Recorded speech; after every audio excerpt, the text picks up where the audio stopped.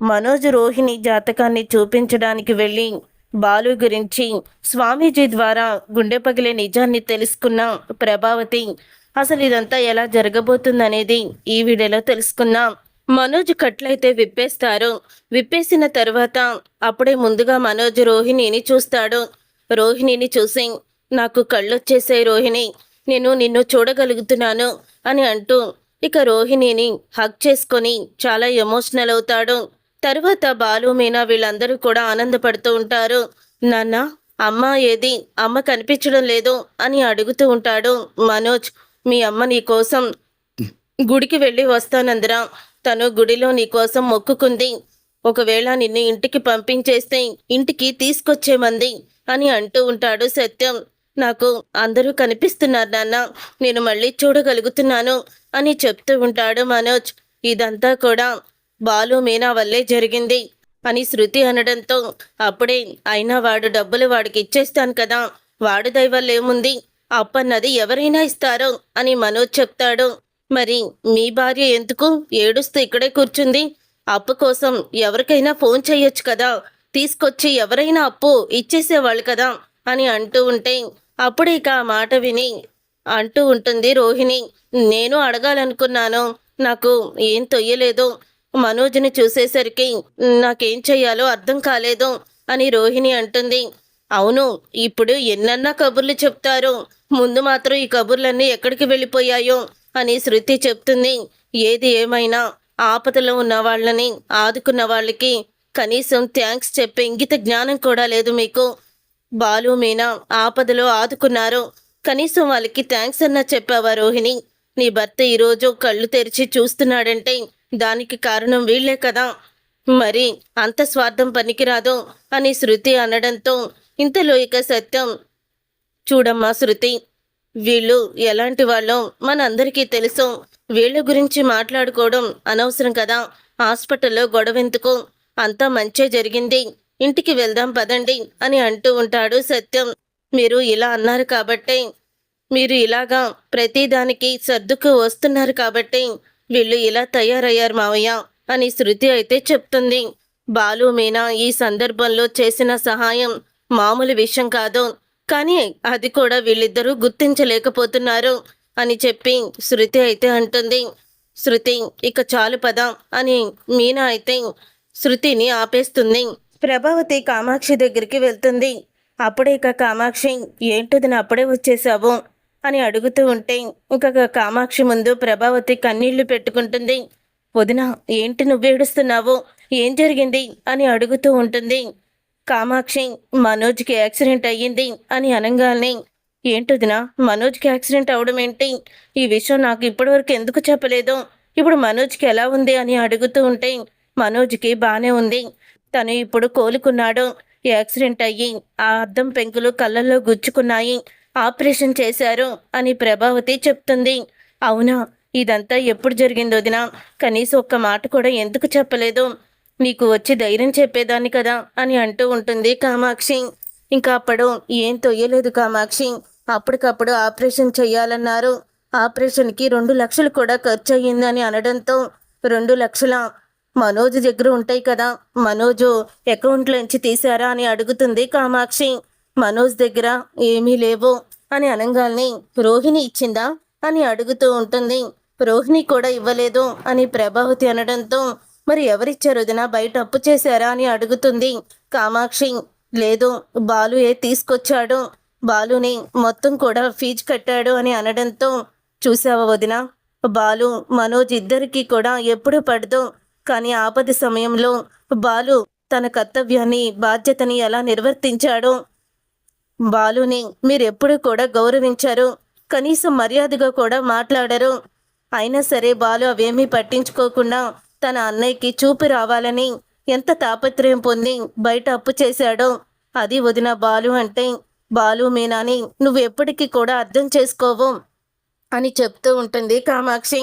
సర్లే కామాక్షి, ఏదో వాడి దగ్గర సమయానికి డబ్బులు లేవు అంతే తప్ప, లేకపోతే 2 లక్షల మనోజ్కో లెక్క, రోహిణికి ఒక లెక్క అని అంటుంది ప్రభావతి. అవును, మరి వాళ్ళ దగ్గర ఎప్పుడూ డబ్బులుండవు, పేరుకు బిజినెస్ మ్యాను, పేరుకు కోటీశ్వరాల ఇంటి నుంచి వచ్చిన కూతురు, అంతే తప్ప వాళ్ళిద్దరి దగ్గర మళ్ళీ ఒక 50,000 కూడా ఉండవంతే. సర్లే ఇప్పుడు ఎందుకొచ్చావు వదినా, వాళ్ళని వదిలేసి. ఏమైంది, బాధ చెప్పుకోవడానికి వచ్చావా అని కామాక్షి అడుగుతుంది. బాధ చెప్పుకోవడానికి కాదు కామాక్షి, గుడికి వెళ్దామని వచ్చాను. గుడిలో కొంచెం ప్రశాంతత ఉంటుంది కదా, నిన్ను తోడుగా తీసుకువెళ్దాం, వెళ్లే దారే కదా అని ఇలా వచ్చాను అని ప్రభావతి అనడంతో, సరే వదినా పద గుడికి వెళ్దామని కామాక్షి ప్రభావతి ఇద్దరు కూడా గుడికైతే బయలుదేరుతారు. కామాక్షి ప్రభావతి ఇద్దరు గుడికి వెళ్ళిన తర్వాత అప్పుడే ఇక దేవుడికి దండం పెట్టుకుంటూ, భగవంతుడా నా కొడుకుని చల్లగా చూడు, వాడికి ఎందుకు అన్ని కష్టాలు పెడుతున్నావు, వాడు అభివృద్ధిలోకి రావాలని ఎన్నో ప్రయత్నాలు చేస్తున్నాడు, కానీ ఏదీ కూడా జరగడం లేదు. ఎందుకు వాడికి ఇలా జరుగుతుంది, ఏమీ అర్థం కావడం లేదు. ఏదో ఒక ఎదురు దెబ్బ తగులుతూనే ఉంటుంది. వాడి మామగారు ఆస్తి వస్తుందని ఎంతో ఆశపడి కోటీశ్వరులైన రోహిణిని ఇంటికి కోడలుగా చేసుకున్నాను. తన వల్ల ఆస్తి కలిసొస్తుందని, నా కొడుకు కోటీశ్వరుడయ్యే జీవితాంతం డబ్బుకి లోటుండదని ఎంతో సంబరపడిపోయాను. కానీ ఆశ ఆవిరైపోయింది. రోహిణి వాళ్ళ నాన్న చనిపోవడంతో, కోర్టులో ఆస్తిలోకి వెళ్ళిపోవడంతో మొత్తం తారుమారైపోయింది అని అంటూ చాలా బాధపడుతూ దేవుణ్ణి మొక్కుకుంటూ ఉంటుంది ప్రభావతి. అప్పుడే పంతులు గారు ప్రభావతితో ఇలా చెప్తారు, చూడమ్మా నువ్వు చాలా బాధలో ఉన్నట్టున్నావు, నీకు నీ బాధ ఏంటో ఆ భగవంతుడికి చెప్పుకుంటుంటే నేను విన్నాను. నీ కొడుకు గురించి నువ్వు బాధపడుతున్నావని అర్థమైంది. ఒక పని చేయమ్మా, రేపు ఈ గుడికి ఒక స్వామీజీ వస్తున్నారు. ఆయన హిమాలయాల్లో ఎప్పుడూ కూడా ధ్యానంలో ఉంటారు. ఆయన ఈ ఊరి వాడే, ఎప్పుడూ హిమాలయాలకి వెళ్ళిపోయి యోగిగా మారారు. ఆయన జాతకాలు కూడా చెప్తారు. ఆయన చెప్పింది అక్షరాల నిజమవుతుంది. చాలామంది కూడా వస్తూ ఉంటారు. ప్రతి సంవత్సరం మన గుడికి తప్పకుండా వస్తారు. రేపే ఆయన వస్తున్నారు. మీ కోడలు కొడుకు జాతకాల్ని తీసుకువచ్చి చూపించండి, ఖచ్చితంగా మంచి జరుగుతుంది అని అంటూ ఉంటే, చాలా థ్యాంక్స్ స్వామి, మంచి విషయం చెప్పారు. నా కొడుకు కోడలు జాతకం రేపు ఖచ్చితంగా తీసుకొస్తాను, రేపు ఖచ్చితంగా తీసుకువచ్చి చూపిస్తాను అని ప్రభావతి అయితే అంటుంది. తర్వాత ప్రభావతి ఫోన్ వస్తుంది. ఫోన్ రావడంతో, అవునా సరే నేను ఇంటి దగ్గరే ఉంటాను అని ప్రభావతి అయితే చెప్తుంది. ఏంటోదినా ఎవరు ఫోన్ చేశారు అని అడుగుతూ ఉంటుంది కామాక్షి. ఏం లేదు కామాక్షి, మనోజ్ని ఇంటికి తీసుకొచ్చేస్తున్నారంట, అందుకని ఆయన ఫోన్ చేశారు, మనం ఇంటికి వెళ్దాం పదా అని ప్రభావతి అంటుంది. 10వ దినాన్ని ఇద్దరు కూడా ఇంటికి వస్తారు. ఇక మనోజ్నైతే ఇంటికి తీసుకొస్తారు. మనోజ్ని ఇంటికి తీసుకువచ్చిన తర్వాత అప్పుడే ఇక మనోజ్కి హారతి ఇచ్చి లోపలికి ఆహ్వానిస్తుంది ప్రభావతి. ఎంత పెద్ద గండం నుంచి గట్టెక్కి వచ్చావురా, రా కూర్చో అని అంటూ ఉంటుంది. అప్పుడే ఇక అడుగుతూ ఉంటాడు సత్యం, రే మరి నువ్వు కారులో కదా వెళ్ళావు, మరి కారు వదిలేసి రోడ్డు మీద పరిగెత్తుకుంటూ ఎందుకు వెళ్ళావు అని అడుగుతూ ఉంటాడు. అప్పుడే ఇంకా సత్యం అలా అడుగుతూ ఉండగా అంటూ ఉంటాడు, ఆ విల్లా విజయ్ గాడు నాకు కనిపించాడు నాన్న, వాడి వెంట పడుతూ నేను అసలు ఏం జరుగుతుందో చూసుకోలేదు, ఏమీ పట్టించుకోలేదు. వాడి వెనకాలే పరిగెత్తుకుంటూ వెళ్ళి ఇలాగా నేను యాక్సిడెంట్కి గురయ్యాను. ఎదురుగా వస్తున్న వ్యాన్ని చూసుకోలేదు. అప్పుడే ఇక యాక్సిడెంట్ అయ్యి అద్దం పెంకులు కళ్ళల్లో గుచ్చుకున్నాయి. ఇదంతా వాడి వల్లే జరిగింది నాన్న, వాడు తప్పించుకున్నాడు అని చెప్తూ ఉంటే, రే ఇంకోసారి ఇలాంటి పనులు చెయ్యొద్దు, ఆ విల్లా విజయ్ గారిని పట్టుకుని తీసుకొచ్చే బాధ్యత నాది అని చెప్పాను కదా అని అంటూ ఉంటాడు బాలు. చెప్పావు కానీ ఇప్పటి వరకు చేయలేదు కదా బాలు అని అంటూ ఉంటుంది శృతి. అప్పుడే ఇక మీనా, మరి నువ్వు కూడా ఎవరికో అప్పచెప్పినట్టున్నావు కదా ఈ పనిని, మరి వాళ్ళన్నా చేశారా అని అడుగుతూ ఉంటుంది మీనా. అప్పుడే ఇక రోహిణి, వామ్మో నేను ఈ పనిని గుణాకి అప్పచెప్పానని మీనాకి తెలిసిపోయిందా ఏంటి అలా మాట్లాడుతుంది అని అనుకుంటూ ఉంటుంది రోహిణి. ఏంటి తను కూడా ఎవరికో అప్పచెప్పిందా, ఎవరికి అప్పచెప్పావు రోహిణి అని మనోజ్ అడగడంతో, అదే నాకు తెలిసిన వాళ్ళకి చెప్పాను మనోజ్ అని అంటూ ఉంటుంది రోహిణి. అవును తనకి చాలా క్లోజు, ఈ మధ్య లావాదేవీలన్నీ వాళ్లతోనే ఎక్కువగా జరుగుతున్నాయి అని చెప్తూ ఉంటుంది మీనా. అప్పుడే ఇక లావాదేవీలా అని అనగానే, అవునులే రోహిణికి వాళ్ళకి మధ్య చాలా డీలింగ్స్ ఉన్నాయి, ఆ తర్వాత ముందు ముందు మీకే తెలుస్తుంది ఆ విషయం ఏంటో అని చెప్తూ ఉంటుంది మీనా. నాకు పూర్తిగా ఆ విషయం అర్థం కాలేదు. లేకపోతే వాళ్ళ మధ్య జరుగుతున్న లావాదేవీలేంటో నేను మీకు చెప్పేదాన్ని అని మీనా అనడంతో, ఇక ఆపండి, వాణ్ణి ప్రశాంతంగా కూర్చొనివ్వండి అని అంటూ ఉంటుంది ప్రభావతి. ఇదంతా ఇలా జరుగుతూ ఉండగానే అప్పుడే ఇక సత్యంతో ప్రభావతి ఇలా చెప్తుంది. రేపు గుడికి ఎవరో స్వామీజీ వస్తున్నారంటండి. అందుకనే మనోజ్ రోహిణి జాతకం చూపిద్దామని అనుకుంటున్నాను. మీ దగ్గర మనోజ్ జాతకం ఉంది కదా, పిల్లల జాతకాలు మీ దగ్గరే కదా ఉంటాయి భద్రంగా, నాకు ఇస్తారా అని అడుగుతూ ఉంటుంది ప్రభావతి. అలాగే ప్రభా, ఇస్తాను అని సత్యం అయితే ఇక జాతకం తీసుకొచ్చి ఇస్తాడు. కానీ మనోజ్ జాతకంలోనే బాలు జాతకం పేపర్స్ కూడా కలిసిపోతాయి. తరువాత మనోజ్ దగ్గరికి వెళ్ళి ఇక జాతకం అడుగుదామని వెళ్తుంది. ఇంతలో రోహిణి కూడా అక్కడే ఉంటుంది. అప్పుడే ఇక ప్రభావతి జాతకం గురించి అడుగుతూ ఉండగా రోహిణికి ఫోన్ అయితే వస్తుంది. ఒక్క నిమిషం అత్తయ్య అని పక్కకి వెళ్తుంది. ఏంటమ్మా, ఎందుకు ఫోన్ చేస్తున్నావు పదే పదే అని అడుగుతూ ఉంటుంది. సుగుణమ్మ ఫోన్ చేయడంతో రోహిణి, ఏం లేదమ్మా, అల్లుడు గారు క్షేమంగా ఇంటికి వచ్చేసారా అని అడుగుతూ ఉంటుంది. వచ్చేసారమ్మా, ఇప్పుడు ఆయనకి బాగానే ఉంది. సరే, నేనే తర్వాత ఫోన్ చేస్తాను, నువ్వు ఫోన్ చెయ్యొద్దు, ఎందుకంటే అందరూ మా పక్కనే ఉంటున్నారు అని అంటూ ఉంటుంది రోహిణి. అది కాదమ్మా, ఈ సమయంలో నీకు ఇలా చెప్తున్నానని నువ్వేమీ తప్పుగా అనుకోకు. వీడు బజార్కి వెళ్ళి కొట్టు దగ్గర ఏదో కొనుక్కొచ్చుకోవడానికి వెళ్ళి బైక్ కింద పడ్డాడమ్మా, తలకి దెబ్బ తగిలింది. హాస్పిటల్కి తీసుకువెళ్ళి ఇంటికి తీసుకొచ్చాను కూడా.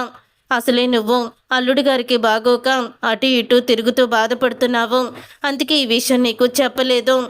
వీడు కానీ ఇప్పుడు నిన్నే కలవరిస్తున్నాడు, ఒక్కసారి వచ్చి చూసి వెళ్ళిపోమ్మా అని సుగుణమ్మ అనడంతో, ఏంటమ్మా, ఏదో ఒక తంట తీసుకొస్తూనే ఉంటారు, వాడిని ఒంటరిగా బయటికి పంపించొద్దని, కావాల్సుంటే అన్నీ నేనే తీసుకొచ్చి పంపిస్తానని చెప్పాను కదా, ఎందుకు నన్ను ఇలా తినేస్తున్నారు పట్టుకొని, నన్ను ప్రశాంతంగా మీరు బ్రతకనివ్వరా అని అడుగుతూ ఉంటే, అప్పుడు ఇక ఆ మాట విని సుగుణమ్మ, సరేనమ్మా, నీకు వీలు కుదిరితేనేరా, లేకపోతే లేదు, హాస్పిటల్కి వెళ్ళి తీసుకొచ్చాను, బాగానే ఉంది, వాడు నిన్నే కలవరిస్తున్నాడు కాబట్టి రమ్మన్నాను అని ఫోన్ పెట్టేస్తుంది సుగుణమ్మ. అందరూ నా మీద కోప్పడేవాళ్లే, పాపం చింటూ నాన్నే అడుగుతున్నాడు, ఏదో ఒక వంక పెట్టి వెళ్తాను అని. రోహిణి అయితే మనోజ్ దగ్గరికి వస్తుంది. మనోజ్, అర్జెంటుగా పార్లర్కి వెళ్ళాలి, నేను 2 రోజుల క్రితమే ఆ క్లయింట్కి మేకప్ చేస్తానని ఒప్పుకున్నాను, ఇప్పుడు తను బ్రైడల్ పెళ్ళి కూడా ఉంది అని అంటూ ఉంటుంది రోహిణి. అప్పుడే ప్రభావతి, పర్వాలేదులేమ్మా, మనోజ్కి ఇప్పుడు బాగానే ఉంది కదా, నువ్వు వెళ్ళొచ్చేసాయి అని ప్రభావతి అనడంతో, అవును రోహిణి, 2 రోజుల క్రితమే బుక్ చేసుకుంటే మళ్ళీ వాళ్ళు అప్పటికప్పుడు ఏ బ్యూటీషియన్ దొరుకుతుంది, వెళ్ళు, నువ్వే వెళ్ళు అని మనోజ్ కూడా అనడంతో అక్కడి నుంచి ఇక రోహిణి అయితే వెళ్ళిపోతుంది. వెళ్ళిపోయిన తర్వాత ప్రభావతి, రోహిణి జాతకం ఎక్కడుందో నీకు తెలుసా అని అడుగుతూ ఉంటుంది. తెలుసమ్మా అని అంటూ ఉంటాడు మనోజ్. ఒక్కసారి రోహిణి జాతకం ఎవరా, గుడిలో ఎవరో స్వామీజీ సంవత్సరానికి ఒకసారి వస్తారట, జాతకంలో ఏదన్నా దోషాలు ఉంటే చక్కగా పరిష్కారం కూడా చెప్తారంట, పంతులు గారు చెప్పారు, అందుకే ఈరోజు నేను గుడికి వెళ్ళాలని అనుకుంటున్నాను అని అనగాల్ని, అవునా, చూపించమ్మా, ఏదైనా పూజలు జరిపిద్దామో పూజలు అని అంటూ ఉంటాడు మనోజ్. తరువాత ఇక ప్రభావతి, కామాక్షి ఇద్దరు కూడా జాతకాలు తీసుకొని ఇంకా గుడికైతే వెళ్తారు. వెళ్ళిన తర్వాత అప్పుడు ఇక స్వామీజీ దగ్గర చాలామంది జనముంటారు. ఇక చాలామంది కూడా వాళ్ళ జాతకాలు చూపించుకుంటూ పరిష్కారాలు చూపించుకుంటూ ఉండగా అప్పుడే ఇక ప్రభావతిని, దూరంగా ఉన్న ప్రభావతిని అతనైతే చూస్తాడు. రామ్మ, దూరంగా నిలబడిపోయావే, కొడుకు కోసం ఎంతో తాపత్రయం పడుతున్నావు, ముందుకు రా అని ప్రభావతిని పిలుస్తాడు. అప్పుడే ఇక ఆ మాట విని ప్రభావతి, అమ్మో, నేను నా కొడుకు కోసమే వచ్చానని స్వామీజీకి తెలిసిపోయిందంటే ఆయన మామూలు వ్యక్తి కాదు, మహనీయుడు అని అనుకుంటూ దగ్గరికి వెళ్తుంది. అప్పుడే ఇక స్వామీజీ, కూర్చోమ్మా అని అంటూ ఉంటారు. స్వామి, మీకు తెలియదేముంది, ఇప్పుడే నన్ను పిలిచి నా కొడుకు గురించి నేను తాపత్రయం పడుతున్నానని, నా కొడుకు గురించి నేను ఇబ్బంది పడుతున్నానని మీరు అంటున్నారు కదా, అందుకని మీ దగ్గరికి వచ్చాను అని చెప్తూ ఉంటే అప్పుడే ఆ మాట విని, నాకు అర్థమైంది తల్లి అని అంటూ ఉంటే, సరే, నేను చెప్పినట్టు చెయ్యి, ఆ జాతకాలు ముందు నాకు ఇవ్వు అని అడుగుతూ ఉంటారు పంతులు గారు, స్వామీజీ. ఇక ఇవ్వంగానే జాతకాలు అయితే ప్రభావతి స్వామీజీకి ఇస్తుంది. ఇచ్చిన తరువాత అప్పుడే ఇక స్వామీజీ ఇదేంటమ్మా మొత్తం 3 జాతకాలు ఉన్నాయేంటి అని అడుగుతూ ఉంటే 3 జాతకాలా అని వాటిని మళ్ళీ తీసుకొని ఆ బాలుగాడి జాతకం కూడా కలిసిపోయినట్టుంది వదినా అని కామాక్షితో ఉంటుంది ప్రభావతి. ఇతంది ఏమీ అవసరం లేదు, మీరు చూడాల్సింది వీళ్ళిద్దరిదే చూడండి అని చెప్తూ ఉంటే అప్పుడే ఇక ఆ మాట విని కామాక్షి అంటుంది, బాలు కూడా నీ కొడుకే కదా, వాడికి కూడా జాతకం చూపించు అని అంటూ ఉంటుంది కామాక్షి. వీడు దురదృష్ట జాతకుడని చిన్నప్పుడే చెప్పేశారు, ఇప్పుడేమీ అవసరం లేదు అని అంటూ ఉంటుంది ప్రభావతి. అప్పుడే ఇక స్వామి, వాళ్ళిద్దరూ కూడా నీ కడుపున పుట్టిన వాళ్లే కదమ్మా, కడుపున పుట్టిన వాళ్ళని కన్న తల్లి వేరుగా చూడకూడదు అని స్వామీజీ అయితే చెప్తారు. అప్పుడే ఇక ఆ మాట విని ప్రభావతి, ఎక్కువగా కష్టాలు బాధలు పడుతుంది, మీ చేతిలో ఉన్న వాళ్ళిద్దరే జాతకులే కాబట్టి ముందు వాళ్ళదే చూడండి, తర్వాత ఇది చూద్దురు గాని అని ప్రభావతి అంటుంది. అప్పుడే మనోజ్ జాతకాన్ని అలాగే రోహిణి జాతకాన్ని ఇద్దరు జాతకాన్ని కూడా చూస్తారు. చూసిన తర్వాత ఇక అంటూ ఉంటారు, చూడమ్మా ఈరోజు నువ్వు ఈ ఇద్దరు జాతకాల్ని తీసుకొని వచ్చావు, వాళ్ళిద్దరు జాతకాలు తీసుకొచ్చినప్పుడు నేను ఒకటే చూశాను, ఈ అమ్మాయికి రెండో పెళ్ళి, మీ అబ్బాయికి మొదటి పెళ్ళి, ఒక అమ్మాయితో సంబంధం పెట్టుకుంటాడు కానీ వాళ్ళిద్దరూ విడిపోతారు, తరువాత ఈ అమ్మాయితో వివాహం జరుగుతుంది. కానీ మీ కోడలికి మాత్రం మీ అబ్బాయి రెండో వివాహం, తనకి రెండో పెళ్ళి అని అనగానే ఒక్కసారి ప్రభావతి షాక్ అయిపోతూ, స్వామి ఏం చెప్తున్నారు మీరు అని అడుగుతూ ఉంటుంది. అవునమ్మా, నా లెక్క ప్రకారం ఈమెకి 2 వివాహాలు జరుగుతాయి, మీ అబ్బాయి జాతకం ప్రకారం రెండో వివాహమైన అమ్మాయిని పెళ్లి చేసుకుంటాడు.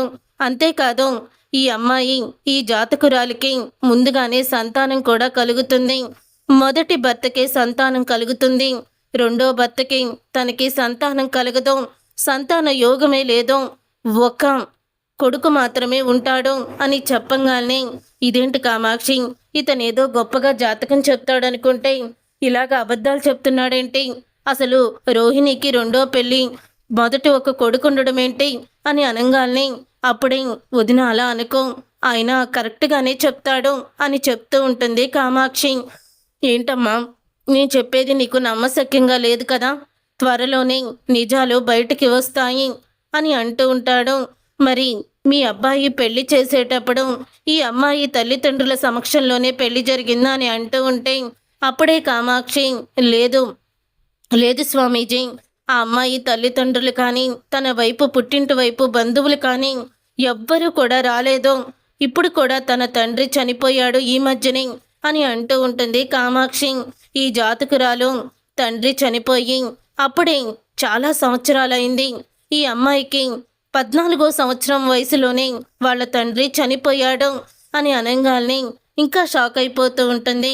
అప్పుడే ఇక తరువాత ప్రభావతి, ఏంటి ఇలా చెప్తున్నాడు, చూడండి ఎక్కడో ఏదో పొరపాటు జరిగింది, మీరు మోసపోవడమో ఏదో జరిగింది, అది చూసుకోండి, కానీ ముందు ముందు ఈ అమ్మాయి వల్ల మీ అబ్బాయికి ఎన్నో కష్టాలు నష్టాలు ఎదురు కాబోతున్నాయి అని చెప్తారు. అప్పుడే బాలు జాతకాన్ని కామాక్షి ఇస్తుంది. ఈ జాతకుడికి చిన్నప్పుడే ఏదో దోషముందని, ఇతను పుట్టడం వల్ల ఇంట్లో ఒకరికి ప్రాణగండం ఉందని ఒక సిద్ధాంతి గారు చెప్పారు, అది ఎంతవరకు నిజం అని అంటూ ఉంటుంది కామాక్షి. అవునమ్మా, నువ్వు చెప్పింది నిజమే, కానీ ఇతని వల్ల ప్రాణాపాయం కాదు, ఇతను కాపాడాలని అనుకుంటాడు కానీ ప్రాణాలు పోతాయి, ఇతను చెయ్యని నేరానికి జైలుకి కూడా వెళ్తాడు, ఇతని వల్లే వీళ్ళ కుటుంబం బాగుపడుతుంది, అమ్మ నాన్న వీధి పాలు అయినా అసలు కూడా ఇతను తట్టుకోలేడు, ఇతనికి ఎన్ని అవమానాలు జరిగినా సరే అమ్మ నాన్నకి కుటుంబానికి అండగా నిలబడతాడు, ఇతని వంశాన్ని ఉద్ధరిస్తాడు, ఇతని జాతకంలో దోషం కేవలం ఇతనికి 20వ సంవత్సరం వచ్చే వరకే ఉంది, తరువాత ఇతని కన్నా అదృష్టవంతుడు ఎవ్వరూ లేరు, ఇతనికి పెళ్ళి అవుతుంది, పెళ్ళైన అమ్మాయి కూడా ఎంతో అదృష్టవంతురాలే, వాళ్ళిద్దరి వల్లే కుటుంబం బాగుపడుతుంది, కుటుంబం నిలబడుతుంది, ఇంట్లో పెద్దవాళ్ళకి కూడా వీళ్ళ వల్లే ఎటువంటి నష్టం జరగకుండా ఉంటుంది అని స్వామీజీ అయితే చెప్తారు. ఇక మాటలన్నీ విని ఇక ప్రభావతి షాక్ అయిపోతూ ఉంటుంది. అప్పుడే ఇక అంటూ ఉంటుంది కామాక్షి ప్రభావతితో, రోహిణి తను ఆ రోజు కోటీశ్వరరాలు అని చెప్తే చాలు, పెళ్ళికి ఒప్పేసుకున్నావు. ఇప్పుడు రోహిణి గురించి ఎలా చెప్పారేంటో వదినా? మనం ఆ రోజు తన గురించి ఎంక్వైరీ చేయకుండా తప్పు చేశామా అని ప్రభావతి కామాక్షి ఇద్దరు కూడా అనుకుంటూ ఉంటారు. చూసారుగా ఫ్రెండ్స్, రాబోయే కథలో ఖచ్చితంగా ఇలాగే జరగబోతుంది. మరి ఇలాగే జరగాలని మీరైతే కోరుకుంటున్నారా? మరి రోహిణి గురించి స్వామీజీ చెప్పిన మాటలు నిజమా కాదా అని ప్రభావతి నిరూపిస్తుందా అనేది రాబోయే కథలో తెలుసుకుందాం. ఈ వీడియో మీకు నచ్చితే తప్పకుండా లైక్ చేసి ఛానల్ని సబ్స్క్రైబ్ చేసుకొని పక్కనే ఉన్న గంట సింబల్పై ఆలని క్లిక్ చేయండి. అప్పుడే మేము పెట్టే ప్రతి వీడియో మీరు మిస్ కాకుండా చూసేవచ్చు.